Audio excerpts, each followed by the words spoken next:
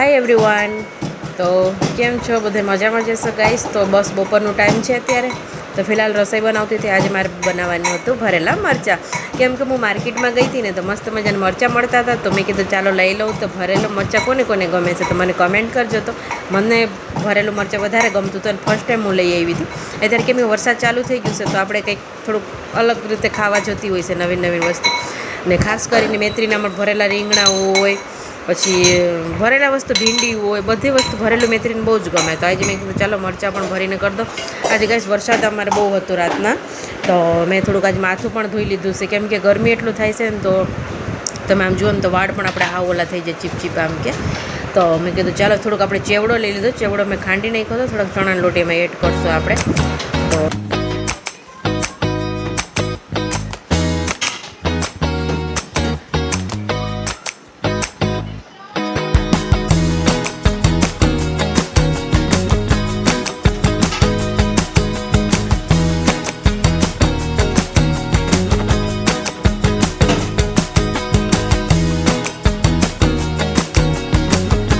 તો તમે જોઈ શકશો, મેં કીધું ચાલો ફટાફટ. આમ તો મારે લાઇટ લેટ થઈ ગયું હતું આજે. ટાઈમ તમે આમ જોવા જાઓ ને તો 12 વાગી ગયા હતા.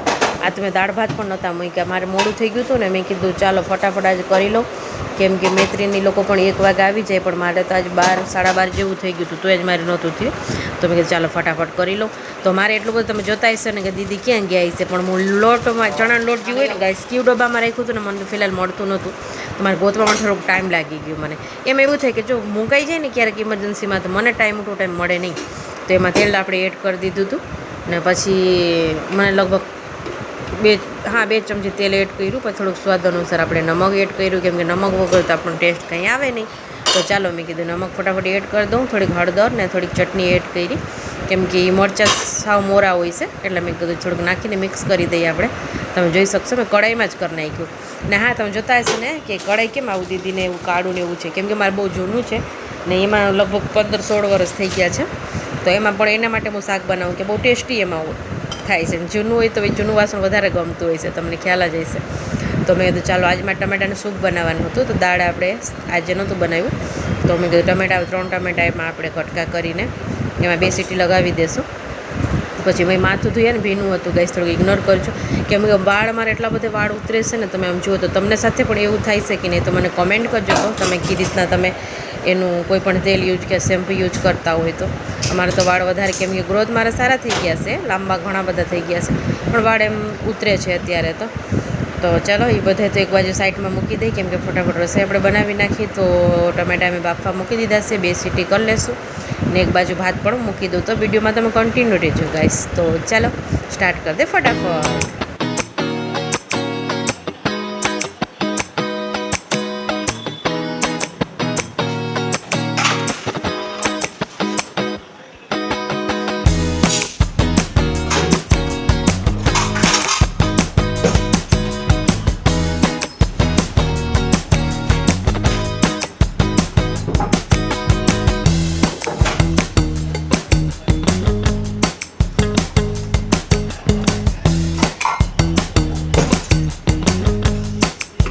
ચાલો ગાઈસ, તો અત્યારે ફિલહાલ હું આવી ગઈ છું.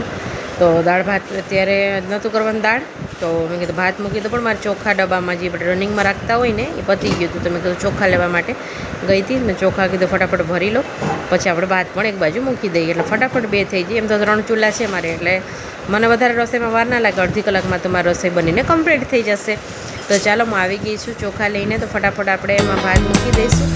3 મુઠ્ઠી, આમ તમે 4 જણા છે એટલે 3 મુઠ્ઠી ને થોડુંક, આમ તો 3.5 મુઠ્ઠી જેટલું મૂકી તો આપણે થઈ જાય. તો મસ્ત મજાનું પાણી, 2 પાણીમાં મેં ધોઈ નાખ્યા, એકદમ ચોખ્ખું કરી નાખ્યું. પછી એમાં આપણે મીઠું પાણી એડ કરીને ભાત મૂકી દઈશું. ઓકે, તમે પણ કેવી રીતના કરો છો? તો બેઠું ભાત કરો કે તમે આ રીતના કરો છો? તો મને કમેન્ટ કરજો તમે લોકો, કેમ કે મને એ નથી મજા આવતી ભાત, એટલે હું આ રીતના તપેલીમાં મૂકીને કરું. પણ આપણે પાણી એનું કાઢી લઈશું. એવું બધું થઈ ગયું તો બ્લોગ નથી બનાવતી ગાઈસ. આઈ હોપ કે તમને બધાને સારું જ લાગતું હોય છે. પૂરેપૂરું સપોર્ટ કરજો ગાઈસ, મને બને ત્યાં સુધી મારી વિડીયો શેર કરજો. તમારે બધાને ખૂબ ખૂબ સપોર્ટનો જરૂર પડશે. આ રીતના મને સપોર્ટ કરતા રહેશો તો મને પણ એનું એમ થાય છે કે ના, મને ઓડિયન્સ મારું પસંદ કરે છે, મારી બ્લોગને. તો હું વિડીયો બનાવવાની પૂરેપૂરી કોશિશ કરીશ. તો એક બાજુ મેં ભાત મૂકી દીધા, ભાત પણ જોઉં છું એક બાજુ, ને એક બાજુ મારે આજે હરગવાનું શાક બનાવવાનું હતું. બટેટાને એ બે બાફવા મૂકી દીધા હતા 5 મિનિટ માટે, ને એક બાજુ મારા મરચાં પણ બફાઈ ગયા હતા. થોડીક હવે એને ફ્રાય કરી લઈશું આપણે તેલ મૂકીને, એમાં ને એમાં પછી આપણે શાક વઘાર લેશું. તો 3 પાવરા બસ મેં તેલ મૂકી દીધા છે. અને થોડુંક ગાઈસ આગું પાછું થાય તો ઇગ્નોર કરજો, કેમ કે કેમેરો મેં મૂક્યો છે સ્ટેન્ડ ઉપર ને હું બનાવું છું. કેમ કે એક હાથે કેમેરો મોબાઈલ પકડવું ને એક હાથમાં આપણે રેસીપીને બ્લોગ શૂટ કરવું તો નથી મારેથી થતું, કેમ કે આગું પાછું થઈને એક હાથમાં આપણે બધું ના એડજસ્ટ કરી શકતા હોય છે, એના માટે થઈને. તો મેં તેલ પણ મૂકી દીધા છે. ચાલો ફટાફટ આપણે એમાં મરચાં આપણે ફ્રાય કરી લે ગાઈસ.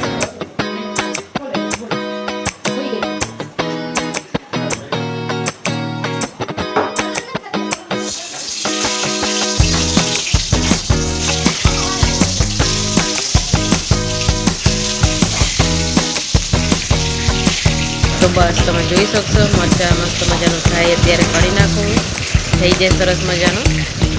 તો તમને પણ ભાવે છે કે નહીં, જો મને તો જરૂરથી તમે કમેન્ટ કરજો. તારી રેસીપી પણ હું તમારી સાથે શેર કરીશ.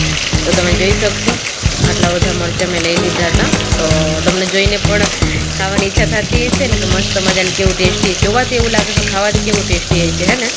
તો જરૂરથી મને તમે લોકો કમેન્ટ કરજો. એની રેસીપી પણ શેર કરું તો તમારા ઘરે પણ તમે બનાવીને તમે પણ ખાજો ને તમારા ફેમિલીને પણ ખવડાવજો ગાઈસ. ઓકે, તો ચાલો આપણે તમે લોકો કન્ટિન્યુ રહ્યો, હું ફટાફટ શાકને બધું વઘાર લો, પછી તમને મળું છું ગાઈસ.